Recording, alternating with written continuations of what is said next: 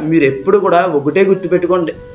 అదేంటంటే, ఇప్పటి వరకు నా జీవితాన్ని ఎంతో చక్కగా అలంకరించాడు, ఇక మీదట కూడా అలంకరిస్తాడు అనేటువంటి ఒకే ఒక చిన్న ఆశతో మీరు ముందుకెళ్ళండి.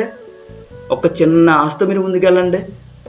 మన జీవితాన్ని ఎక్కడ నిలబెట్టాలో అక్కడ నిలబెడతాడండి. అనేక మందికి దీవెనకరంగా, అనేక మందికి ఆశీర్వాదకరంగా దేవుడు నిలబెట్టబోతాడు. దేవుని పిల్లలమండి మనం. దేవుని పిల్లలం. ఆయన సొత్తు అయినటువంటి దేవుని ప్రజలం. వాక్యం ఏం చెప్తుందో తెలుసా? మీరు విలువ పెట్టి కొనబడిన వారు గనుక మీరు ఎవరి సొత్తు? నా సొత్తు. మనం ఎవరి సొత్తు అంట? దేవుని సొత్తు అంట. దేవుని పిల్లలమంటండి మనం. దేవుని పిల్లలమంట.